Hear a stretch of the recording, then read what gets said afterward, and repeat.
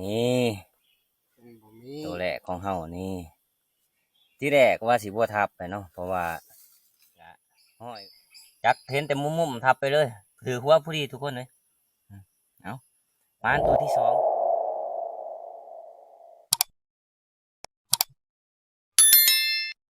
ก็ทักทายสบายดีทุกคนสบายดีตอนเช้าทุกคนเลยมื้อนี้ก็เอาเข้าปลาเป็นมื้อที่3เลยทุกคนวันนี้ทุกคนเลยเสียดายที่สุดได้หมูมากอะเฮ็ดซีนนอนไว้ก็นอนรับหูมือทุกคนเลยแล้วก็น้องมาเฮาก็จัดไปครึ่งนึงเรียบร้อยเอาไปหาไม้บัดนี้ทุกคนยังแต่ต้องซื่อโอ้ยมันเห็นสิเอ้ยพวก3ผ่านใหญ่นาเบิ่งทำไม20 ปลายเกือบ30ผมบ่อยากเอาแต่ตัวงามๆไปตัวขี้ร้ายปลาไว้ให้โอ้ยังบ่เกี่ยวนี่จังซี่มันก็บ่กินนั่นเนาะสิงามๆสลัดเด้อกินแน่นอนคือบ่มีหยังเกิดขึ้นนี่นอนก็นอนเถอะเอาบาดนี้ไปหาใหม่เพื่อสิหาไหลทุกคนเอ้ยทุกคนเอ้ยหมอกยามเช้าเนาะผู้เอาเหล้านี่ผู้เอาเหล้าตอนนั้นที่ผู้ในผ่านสิไปหันบ่เห็นเลยทุกคนหมอกหมอกมันขึ้นเบิดเนาะเห็นแต่พวกหูนะทุกคนคนนี้ในผ่านสิขึ้นหนังว่าสิขึ้นว่านตอนแรกเมื่อวานนี่ก็กำลังขึ้นไปหอดสิหอดเทิงหลังเลยทุกคนเลยกะผู้ดีฝนตกมาเนาะเมื่อวานนี่เกือบแลนวัทันเมื่อวานนี่ลมมาก่อนเมื่อวานทุกคนเลยเหิบโบเห็นเลยหัวเหิบนี่เอาเหล้าอันนี้ก็ซ้ายเอาเหล้าอันนี้ก็หมอกขึ้นเป็นบอล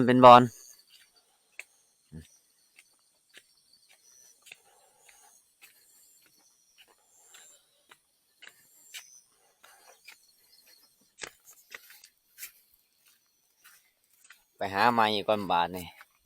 ผ่านใหญ่หามากขึ้นนี่มากินเครื่องหนึ่งนี่สิไปหาไม้จักสิมานประมาณหมูก็หายากแท้ๆนี่หมูหลายอยู่แต่มันหายากทุกคนมื้อนี้ออกกับผ่านโก้ได้มื้อนี้2 คนเนาะอากาศยามเช้าที่แรกว่าผ่านใหม่สิมานำให้เพิ่นเฝ้าห้านแล้วมันเหลืออยู่เครื่องหนึงหันน้องม้าเฮาไปกินสร้างมันก็อยากคือกันแต่คนเฮาก็ยังอยากเนาะสร้างมันแหละนี่ไปกับผ่านโก้หาไม้เพิ่นว่าเอาแก้มือผ่านใหญ่เฮาก็ได้ส่งผ่านโก้นั่งที่เรียบร้อยคนเอ้ยบาดนี่ผ่านสิไปต่อเพิ่นแหละขึ้นนั่งผู้มันสิไปหาถิ่มกับรักเพิ่มเลย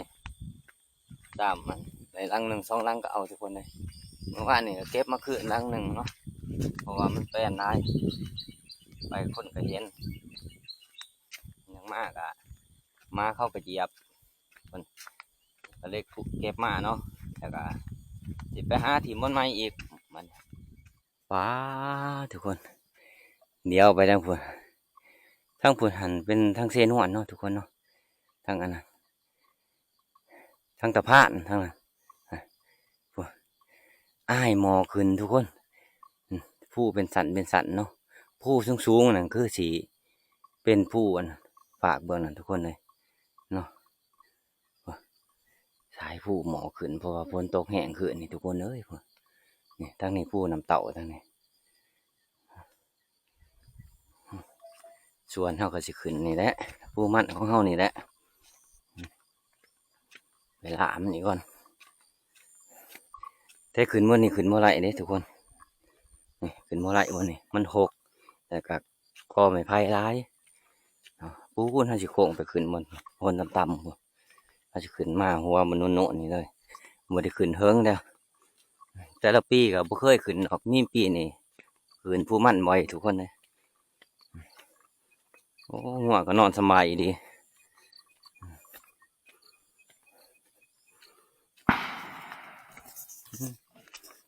ทีมงานเขาทับเลยทุกคน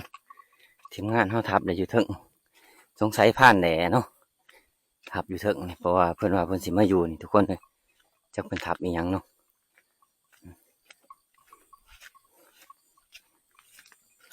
ตอนนี้เขาอยู่หลังผู้มั่นทุกคนเขาอยู่หลังผู้มั่นตอนนี้มีแต่กอไผ่ทุกคนมีแต่กอไผ่หลังผู้มั่นมันเป็นคู่ทั้งกลางนะทุกคน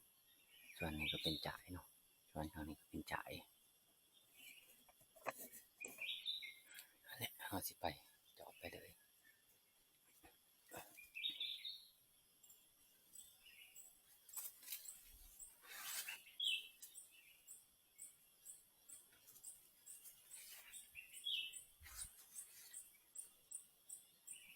โอ้ตอนนี้น้อยมันกินเลยทุกคนเลยแสดงว่ามันมาเด่นจ่ายตัวนี้มันยังมีอีกพักหนึ่งทุกคนพักหนึ่งมันอยู่ท้องคนตัวนี้พักที่สองของมันนะทุกคนยังอีกพักหนึ่งอยู่ถึงเนาะอันนี้เอาสีย่างไปเรื่อยๆทุกคนเลย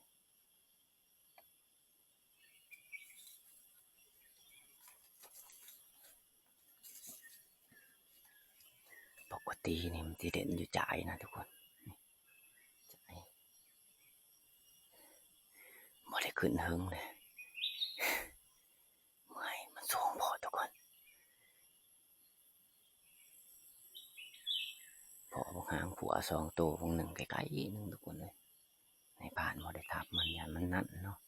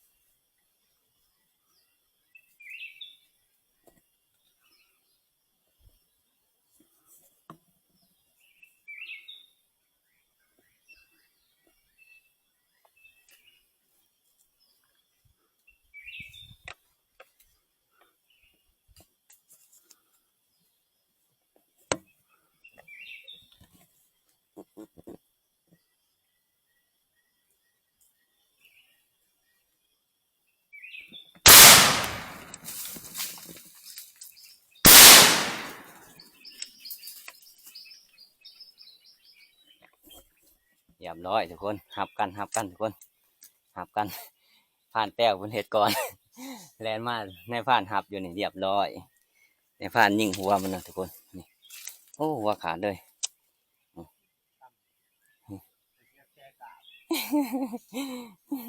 เรียบร้อยที่แรกว่าในผ่านสิบทับเลยในผ่านขึ้นมาเห็นสองตัวเนาะใกล้นี่ผ่านแป้วมากก็ได้เพิ่นทับก็ได้ทับน้ำเพิ่นเอาเทื่อมันได้รังเลยก็ได้รังน้ำกันซะนี่ทุกคนนี่ตัวพวกใหญ่เลยทุกคนเลยนี่โอ้ตัวพวกใหญ่เลยเอาเข้ามาตัวแรกเลยว่าไว้ลีนเนาะยิ่งใส่หัวนะผู้ที่ถือข้อผู้ดีทุกคนเลยนี่ตัวแรกของเฮานี่ที่แรกว่าสิบัวทับไปเนาะเพราะว่าห้อยอันนั้นหมกเวอร์มันมากเด่นแถวจ่ายทุกคนเลยอ๋อแต่ว่าถ้าเฮาสีมันไปอาจจะเลยยิ่งเลยเนาะเพราะว่าขันเฮายิ่งแนวนี้เนาะเพราะว่าทีมงานเฮาอยู่รุมหันก็3-4 คนทุกคนเลยเอาไปลุ้นกันต่อทุกคนว่าสิเป็นจังไรเนาะโอ้หินตังถึงจะมันสูงทุกคนเลยสูงดีหินตัง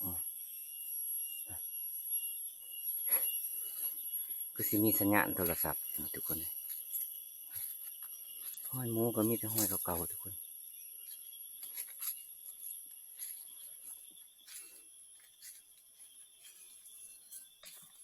หอยอีแดงขึ้นมาเนี่ยทุกคนหอยอีแดงนี่หอยอีแดงไม่ไหม้ได้ไปหอยเก่าหอยหมูเด่นเนาะ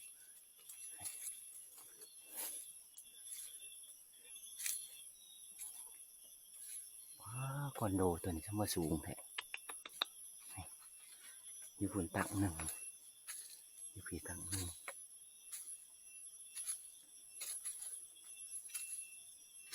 คอนโดสูงอีดี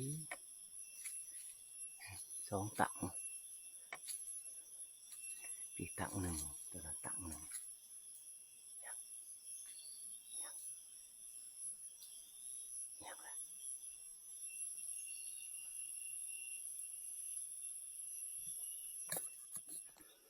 โอ้สูงขนาดทุกคนนี่เอาขึ้นดังผู้มันนะนี่ตัวนั้นเอาเดียวเห็นนี่เหิบเนาะตัวนี้ทุกคนหันหัวเหิบทุกคนเลยฮะหัวเหิบทุกคนไปต่อเพราะอะไรทุกคนเพราะมันเป็นหินตัวนี้เอาตรงไหนลงไปทางหลุมคุณเนาะนี่แหละในผ่านกำลังได้ขึ้นนี่แหละมาแต่ละเทือก็ขึ้นบ่ถึงนี่จักเทือทุกคนเลยโอ้ผู้เหิบตัวนี้ดิ้นโยดทุกคนเลยดิ้นโยดเนาะ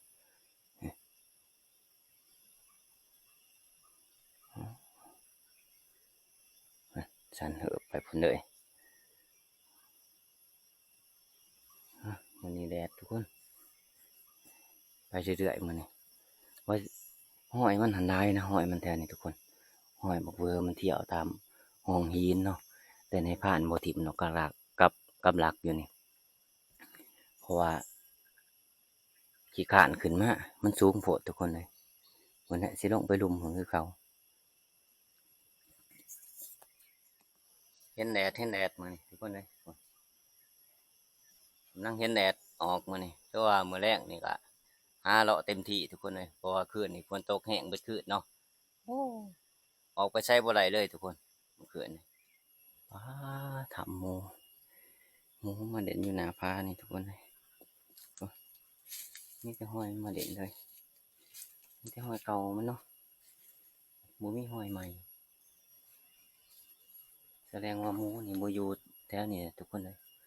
มันจะอยู่ฝั่งเบื้องนั้นเนาะเบื้องผ่านแปลวไปหมูเห็นห้อยใหม่พอดีเลยนี่จะห้อยบ้านหมูชื่นนี่แหละชื่นเนาะเพราะว่าฝนตกคืนนี่ตกแห้งอีดีนี่หน้าผามันอยู่ทุกคนเลยนี่มันเด่น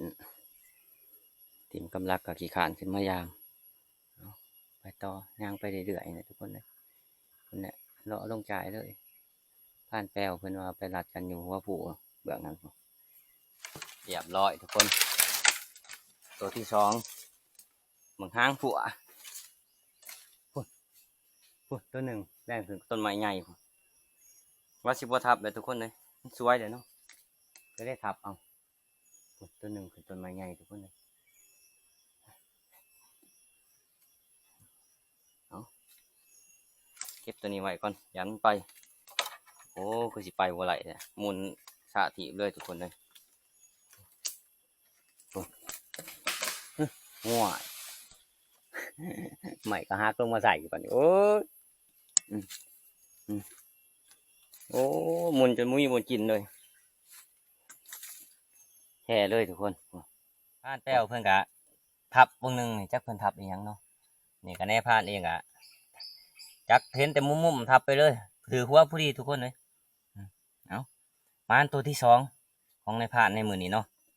หรือว่าเฮาแก่มือให้ในผ่านใหญ่บ่ไหลมือนี้เฮาต้องเอาบางหางผัวมือเนาะได้2 อันยังดุนก็ผ่านแป้วเพิ่นทับบางหนึ่งเนาะจักเพิ่นทับอีหยังติดไปคนละอัน2 อันเนี่ยก็ถือว่าหลายเติบทุกคนเลยเอาทับไปเลยนะบางหางผัวเพราะว่าห้อยหมูมันก็บ่คอยเด่นทั้งเบื้องเนาะมันเด่นทั้งเบื้องพูนผ่านแป้วไปพุ่นเนี่ยก็ผ่านแดก็อยู่ฟังนั่นทุกคนผ่านแดทับแต่เสาๆผมจักเพิ่นทับอีหยังเนาะนี่แหละในผ่านก็สิย่างเลาะตามจ่ายนี่ไปเรื่อยๆเป็นว่านัดกันอยู่พุ่นส่วนผู้มั่นเบื้องนั่นพุ่น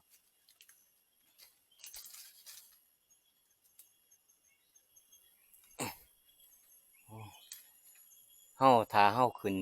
ไปอีกมันก็ย่างบ่ไหลทุกคนมันสั้นหลายพุ่นสั้นแห้งอีดีมันเป็นผู้อันนั้นผู้ไผ่ใหม่ตะกี้เนาะวันนี้ไผ่ใหม่มันก็เป็นดินแน่หินแน่ทุกคนเลย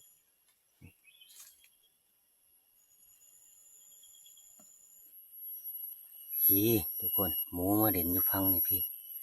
มันออกจากถ้ำตัวนี้ทุกคนเอ้ยนี่มันไม่ถ้ำอยู่นี่ออกจากถ้ำอยู่นี่ไปพี่เด้อสงสัยมันตื่นกระบังเนาะนี่ไปวงนึงนี่เด้อทุกคนนี่มันเหยียบกินกือนี่ตื่นกระบังนี่ผ่านวงนึงทุกคนนี่มาพี่เบิดจะได้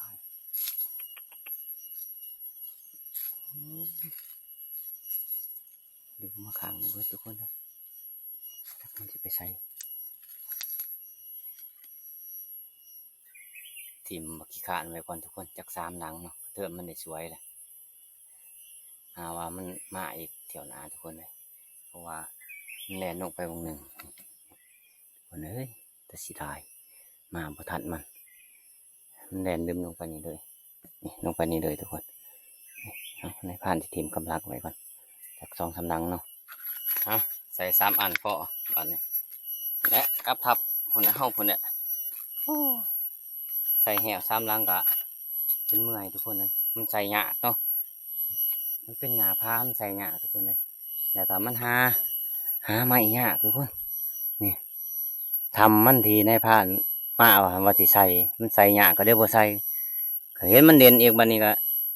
ได้จำเป็นใส่ทุกคนเลยเอาใส่ไว้ฮะว่ามันมาอีกบานนาเนาะบ่ทันมันทุกคนเลยเนาะที่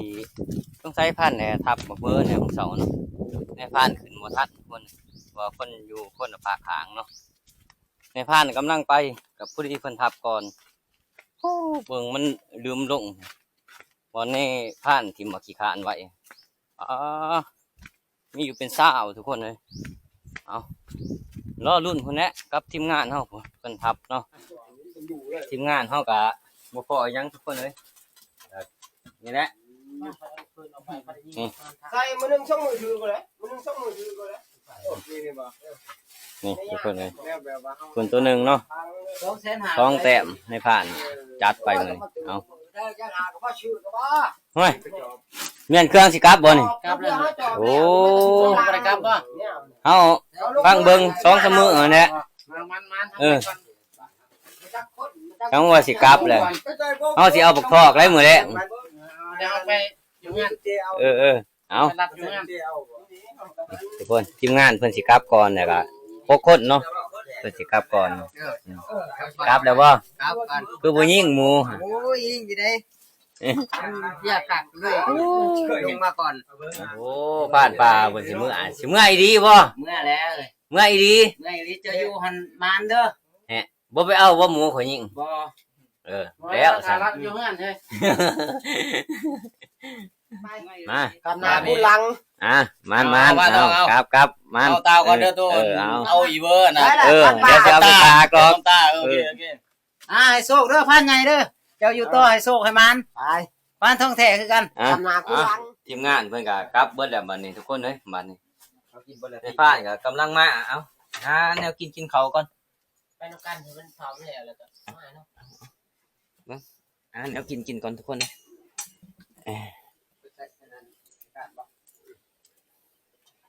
โอ้มันบ่ทันสุกเลยนี่ใช่เดือดน้องมากินนี่ก่อนจัก3 บัดน้องมากินก็จำได้ก็อันมอยพ่อเมาบ่ข่าวจ้ะพ่อเมาเลยจังว่าพ่อเมาไว้แท้ไว้เนาะมากินข้าวก่อนทุกคนเลยบาดนี้กับข้าวก็นี่แหละนี่กินผู้เดียวเนาะทีมงานเขาเจ้ากินหมดเลยนี่โอ้ยตกนี่ซับนี่ฉีดเดือนออกมาเขากินเอากินไปก่อน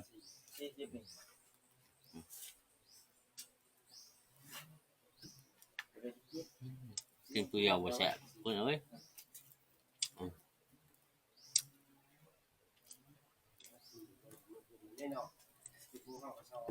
ให้แน่แต่แหลมมันก็หอกเนาะ2 แต้มของเขาผ่านครับ